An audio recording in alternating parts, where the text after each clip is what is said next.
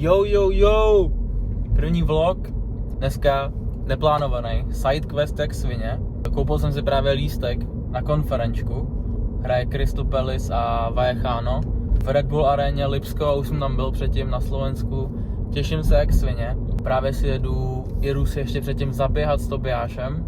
Za 3 týdny půlmaraton, takže samozřejmě je potřeba na to naběhat.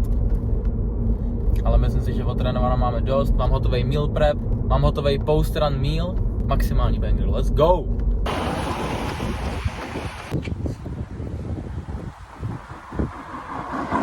Tak jo, doběhli jsme krásných 10 km.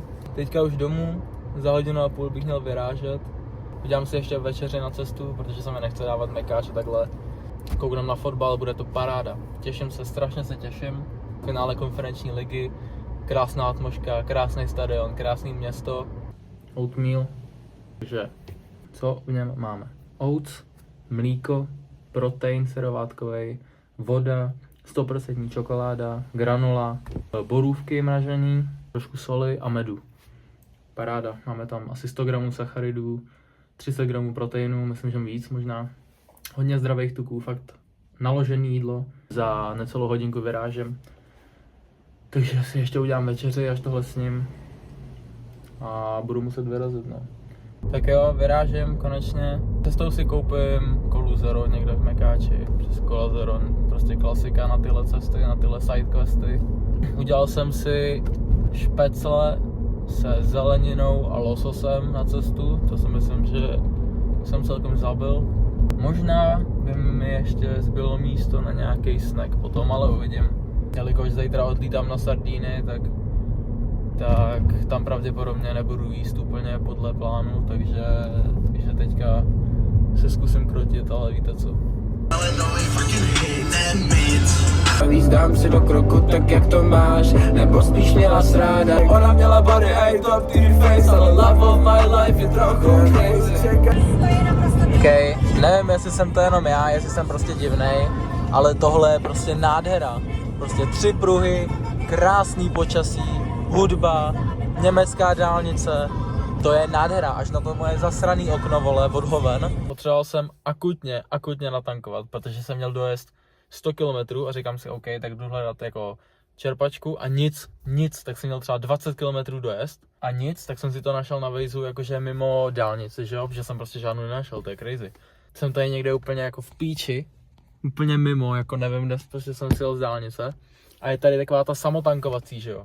A zamítlo mi kartu, nevím proč, jako love tam normálně mám, takže divný, takže mi zamítlo kartu, takže jsem musel hotově, což já eura v hotovosti mám, ale mám 50 euro a jakoby nemám míň jakože bankovky. Takže byl tady pán, který mi poradil, fakt shoutout, dík moc, že mi poradil, rozměnil mi těch mých 50 eur, dal mi 20, 10. A díky němu jsem vlastně mohl natankovat.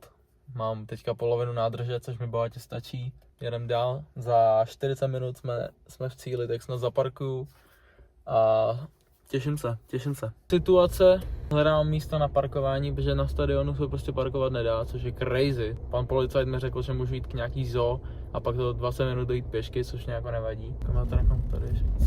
Však co mi udělají? No. Tak teď mi musíte přát štěstí, buď mi otáhnou auto, vole, anebo jsem goat.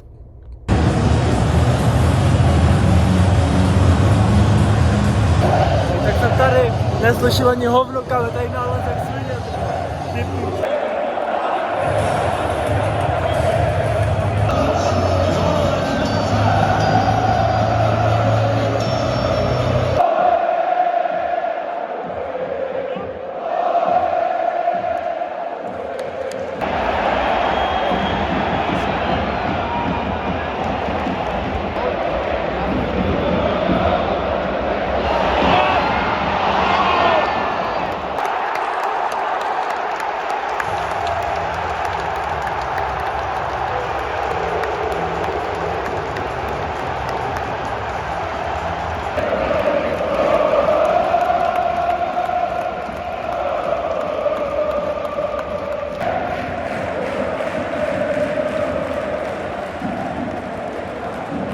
Nic, já už jdu pryč.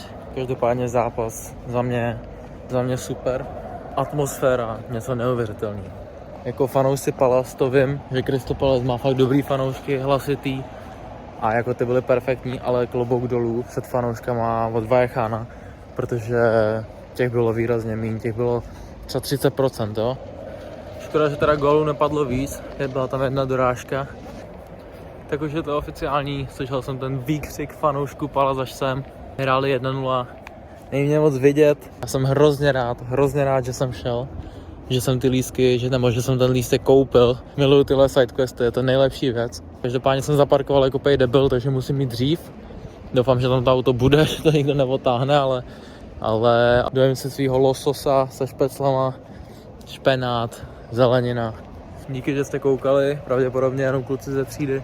Dejte, když tak vědět, jestli vás to baví, protože tady těch sidequestů bude jenom přibývat. A to je vše. Mějte se. Dobrou. Tohle je Patrik, Roman, Patrik, vznikl tam, kde